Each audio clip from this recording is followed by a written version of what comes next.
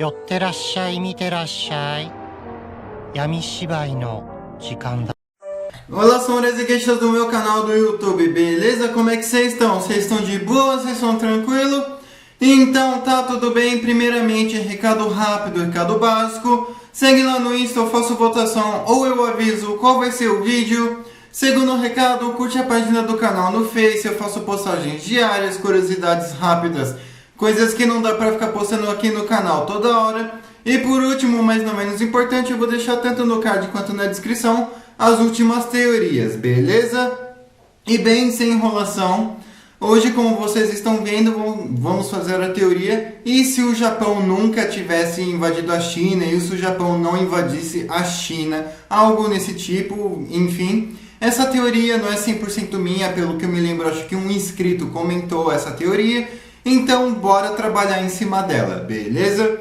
Mas como eu sempre deixo avisado, que eu nunca faço um negócio, porque sim.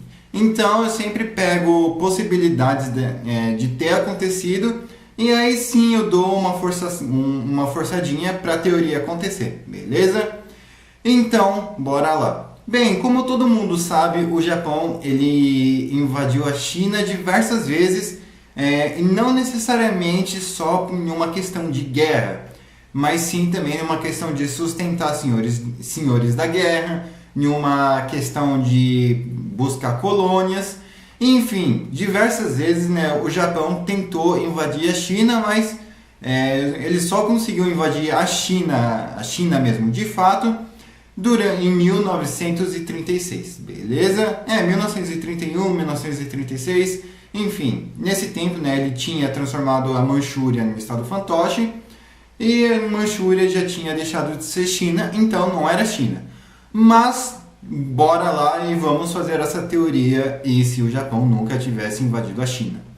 Então, vamos voltar para a Primeira Guerra Sino-Japonesa, quando o Japão invadiu a Coreia, que estava sob protetorado chinês. Pois a Coreia ela fazia, entre aspas, parte da dinastia Qing, mas ela não era da dinastia Qing, ela era só um estado fantoche da dinastia. Então, não era de fato a China. Então, nós vamos manter como se a China normal tivesse guerreado e perdido a península para os japoneses, e o mais importante, tivesse perdido Taiwan como indenização para os japoneses também. Então, nós vamos adiantar um pouquinho para 1900. 1900, nesse caso, teve a rebelião dos Boxers, onde a Europa inteira participou, e os Estados Unidos e o Japão. Só que como nessa teoria o Japão não vai invadir a China, então vamos deixar o Japão só na Península Coreana mesmo. Vamos deixar ali, vai uns pessoalzinhos ali na fronteira, ou então vamos deixar o Japão como um país que vai abrigar as outras nações, que vai, de certa forma, ajudar com equipamentos, com barcos, e principalmente como um meio de rota mais fácil para invadir a China, em vez, né, dos países europeus darem toda aquela volta para chegar em Pequim. Eles simplesmente param na Península Coreana, que era o Japão, e vão lá e invadem Pequim. E ok, a rebelião dos Boxers aconteceu normal, a queda da dinastia aconteceu normal, mas vamos para a Primeira Guerra Mundial, quando o Japão, junto com a China, eles invadiram algumas colônias britânicas, algumas colônias alemãs, uma colônia alemã, aliás, né, em Qingdao, que fazia parte da China. Mas é aí que a gente fica confuso, afinal, era uma colônia alemã, mas estava em território chinês. A gente pode contar isso como uma invasão da China? Ou então até mesmo a Batalha de Port Arthur, não sei como pronuncia, da Primeira Guerra Russo-Japonesa? Putz, aí fica tranquilo, né? Aí fica complicado. Bem, nesse caso, não vamos ter interferência do Japão nem na Batalha de Port Arthur, sei lá, e nem na colônia alemã de Qingdao na Primeira Guerra Mundial, Então, obviamente que a China ia ter que dar conta dos alemães todos sozinhos. E o que também não era difícil, afinal, né, eles estavam em maioria e ali era só uma colônia. E o Japão também ia estar dando conta das outras colônias, das ilhas ali, né, das micro-ilhas, que a Alemanha tinha pelo Pacífico. Então a Alemanha ia estar bem dividida e eles não iam conseguir fazer duas frentes. E com isso, quando o Japão invadiu Qingdao, o Japão queria anexar Qingdao ao território japonês. E isso não foi deixado pela Liga das Nações. Ainda bem, né? Pelo menos fizeram uma para Deus ver. Então, foi com muita raiva que eles devolveram o Qingdao para a China. Aliás, não devolveram, né? Porque eles nunca pegaram. E sim, eles passaram a desocupar essa região militarmente falando. Mas lembrando que Taiwan ainda continua do Japão. Então, ok. Os chineses foram lá. Porém, os japoneses, como eles estavam literalmente nem aí para a China, tanto faz. Beleza, nós já deixamos a Primeira Guerra Mundial, a China voltou com suas colônias. Agora, vamos para a Era dos Senhores da Guerra na China, onde o Japão financiou muitos desses senhores da guerra, principalmente os do norte e os que ficavam ali na área de Xangai e ao redor. Justamente por causa que esses senhores da guerra que eles financiavam, se ganhassem, obviamente que o Japão teria coisa em troca e teria recursos naturais que o Japão viria a buscar depois um pouquinho antes da Segunda Guerra Mundial. Então, bora lá. Bem, vamos supor que agora o Japão, como ele não tem interesse nenhum na China, ele não vai investir em nenhum senhor da guerra. Isso também não fez muita diferença, já que o Chiang Kai-shek ele acabou dando conta da maioria desses senhores da guerra e acabou, né, unificando um pouco da China sobre o governo do Kuomintang. Então, até aí não teve muitas mudanças, apesar, né, que economicamente o bolso do Japão não ganhou tudo que ele ganhou na vida real, fora da teoria. E agora chegamos na Guerra Civil Chinesa, onde o Mao Tse-tung e o Chiang Kai-shek resolveram sair no soco. E nesse meio tempo teve o quê? Teve o Japão invadindo o norte da China, né? E para colocar o Puyi de volta no poder, para ele conseguir a Manchúria como estado fantoche, pegar os recursos naturais. E em 1936 tem um incidente da ponte Marco Polo, e começar a guerra entre chineses e japoneses de novo. Só que, novamente, o Japão ele não tem interesse na Manchúria. Então, bem provável que a Manchúria fosse ocupada ou disputada pelos soviéticos. Sim, justamente pelo fato de não que tenha algum registro de que foi da Rússia algum dia. Não, mas como era basicamente um ponto de exílio dos anticomunistas russos, então eles poderiam alegar que por ter bastante russo, até tal área era parte da União Soviética. Então talvez teria esse confronto aí, a não ser que os chineses chegassem num acordo com Stalin e falassem assim, olha, seguinte, você não invade aqui, e a gente empurra todos esses russos aí para a fronteira de vocês e vocês se viram com ele. Beleza? Beleza. Aperta as mãos aqui, tá safe. Poderiam chegar nesse acordo, então, bora lá. Então, já que o Japão também ele não invadiria a China, e isso contribuiu com a guerra civil, com a derrota dos nacionalistas na guerra civil chinesa. Afinal, eles acabaram tancando a maior parte, né, do exército japonês, e os comunistas entraram ali só nos 45 do segundo tempo. Então, né, obviamente que os comunistas tiveram muito mais soldados do que os nacionalistas.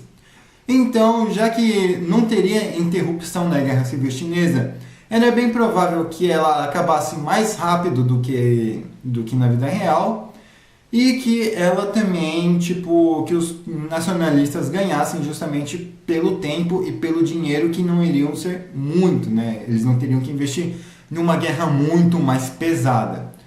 E com isso, o Japão, não vamos tirar o fato do Japão ter invadido o Sudeste Asiático, e com isso a China se manteria neutra na Segunda Guerra Mundial, afinal, ela já estaria em uma guerra, ou então ela estaria se recuperando de uma guerra e não teria como eles ajudarem com homens, com equipamentos, talvez com equipamentos para ter mais dinheiro.